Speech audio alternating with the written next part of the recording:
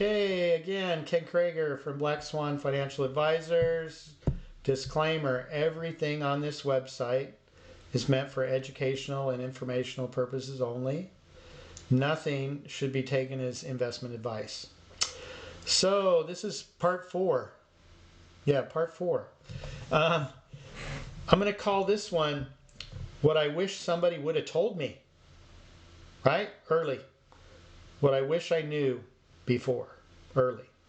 When I had more time. Again, time is your friend or time is your enemy. Okay? Plan to succeed early or react, and who knows what the outcome is going to be. Okay? So this is, what I wish somebody would have told me. So we're into our early 50s. Addie's 10 years old. We're dealing with the schools and everything. That's a constant battle. And I suggest, actually, my wife is a certified life coach, and she helps parents.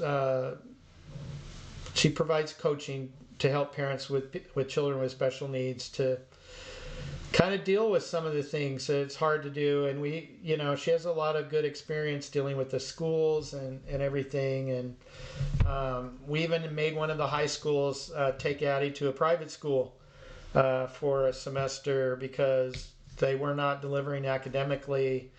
Again, and we used an advocate to help us with that, but it ended up kind of backfiring on us. I mentioned this early. We were very much into inclusion, which means put Addie in a regular class first. English, reading, math, American history. She's into American history right now. She loves world history. She's in PE. She loves theater. In fact, she just got a part in Freaky Friday as one of the mean girls, Kitty. And so she's going to be in the high school play. She loves theater. So the reality is, though, that inclusion, what I feel is the biggest benefit of inclusion is the socialization of your child. And the fact that typically people, they either live down to they act like everybody else that they're around, and if that's below their level, they'll drop and kind of lose progression and adopt some of those behaviors. If the people that they're around all the time are more achieving and their capabilities are higher than your child, then typically your child they have those role models and it works out well. And so Addie's socialization, she can read really good. Her comprehension, isn't as good as a typical high schooler, but she can actually read, which helps her. She wants to go see the movies. She'll go look it up and go see what time it is and read about the movie and all that kind of stuff. She can go to the restaurant. She can read the menu. She's a good reader. She can read the script on the play so that she can learn the play. So it kind of backfired on us. The school district sent her to a private school that was only for people with intellectual disabilities. And actually what happened is Addie was one of the highest functioning students at the school. And within a month or two, she started to exhibit behaviors and so forth of some of the lower functioning students at the school. And it really kind of backfired on us that she regressed, actually. And so we put her back in the public school. But we always want her in a regular class. And then as she progressed into high school and everything, up until like 8th grade probably, we were really pushing on academics and making them teach her how to read and stuff like that. Your child needs to know how to read if at all possible. So that was the only thing she would get pulled out for, is maybe an hour or two a day to do really focused training, like on reading, language arts and stuff. And everything else, she's in a regular class with an aide. make them give your child an aid to help them out. Make sure they're doing proper modifications and accommodations and stuff.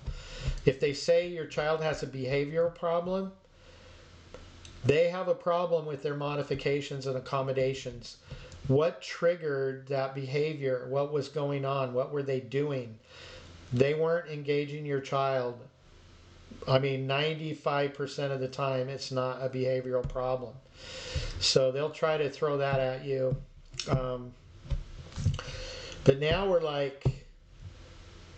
now I'm in my 50s. I'm thinking about my own retirement and everything. And like I said in my other video, I wish I would have known about the tax-free thing, about how much trusts get taxed and everything. I didn't realize until around into my 50s that trust, because when you're living, your living trust gets taxed as you, whatever it's just a pass-through legal entity.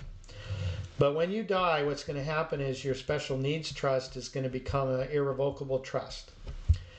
And it's its own entity then, and it's not like an extension of you and your income. And it becomes taxable as a kind of like a corporation at the highest marginal tax rate.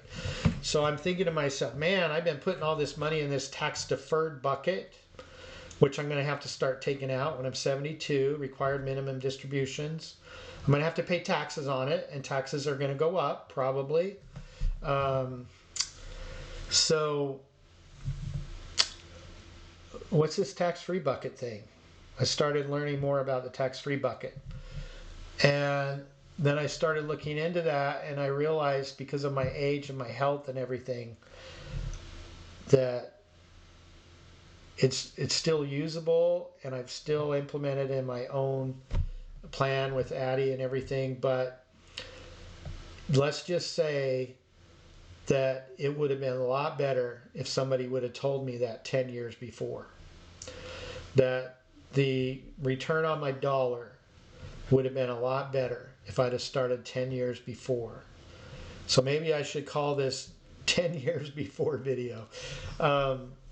And so as you're getting closer and closer to retirement, and you're going to shift, this is another thing that the traditional financial advisors don't really tell you, is there's two really very distinctly different mindsets when planning and executing for retirement. So you have all those years leading up to pre-retirement, up to probably in your 50s, early 50s. And that's accumulation. Accumulate as much as you can. And so as a general thing, you want to save as much income as you can. Of course, that's when your family's growing and your expenses are higher and everything, but you got to try to save what you can. But what they don't tell you is maybe you should be saving it in several different financial assets, different buckets again, because you're accumulating. But what happens as you approach retirement, like into your 50s, you're going to shift. You have to shift from accumulation and start thinking about distribution. How are you going to start taking that money out after you retire? And nobody talks about that really, right? All you've been told all your working career is save, save, save, invest, invest, invest, and accumulate. That's what you've been told. But guess what? The types of things that you put your money in are totally different when you're accumulating and then when you're trying to shift into distribution. When you're accumulating, you typically have years to overcome market downturns and all that. So you want to have some of your assets in the stock market, which averages around 7% annualized return over 20, 30, 40 years. Which you need those bigger returns, but as you shift, there's a risk in retirement, and there's a free report that I can give to you. Just sign up for it. Key risks to retirement, and one of those key risks is what's called sequence of returns. Okay, so think about this. If you look at a graph of the stock market, the S&P 500 in 2000.com time, and where it peaked. And then it went down, and then it went back up, and around 2008, it just about got even. So like 8 or 9 years later, and then it crashed again, and then it went up. It broke even 13 to 14 years later. So think about it. I was in that point where I was accumulating during the 2008 crash, and thankfully I was a little bit smarter by then, and I took most of my money out, and I was hedging, so I didn't lose too much money there. But if you think about it, if you were going to retire in 2000 or 2008, and you started to need to take money out to start living on, or those minimum requirement distributions that the government will make you take out. And guess what the penalty is if you don't take it out? 50%. The government will penalize you 50%, plus you got to pay tax. So you might pay 75% or whatever of that distribution back to the government if you don't take it out. So you have to take it out. So again, that sequence of returns, if you have some significantly down years, if you have some bad years at the beginning when you first start taking money out and it draws down your assets, some people never recover. And I have a real live personal story. I know an attorney. They retired in like 2006. An attorney. He had most of his money in real estate. Okay, again, guaranteed. You need guaranteed returns to make sure that your loved one is taken care of. Guaranteed, right? So he retired, and a good portion of his retirement plan was in real estate. And he's an attorney. He's a really smart guy. I saw him in like 2009, and he was working. I'm like, I thought you retired. He said, well, I did. But my portfolio has lost so much money that I've had to go back to work. So here's somebody that was in retirement, an attorney, a professional who made lots of money, had set aside a lot of money. That sequence of returns destroyed him. And he had to go back to work. And he worked for, I don't know, 6, 7, 8 years. I think they're retired again now. But again, you need to start splitting your money up between different types of investments, different types of assets, tax-free, tax later, tax me now, and put together a plan. So this is what I wish they would have told me 10 years ago. So give me a call. That sequence of returns, you can get a free report. Click on the website. Thanks for listening. I got to do some videos with Addie so you get a meter. One of the videos I'll do, we'll talk about working opportunities for people with disabilities and maybe creating your own businesses or whatever. We're trying to get something started with Addie right now. So talk about that. So take care. Thanks again. We'll see you later.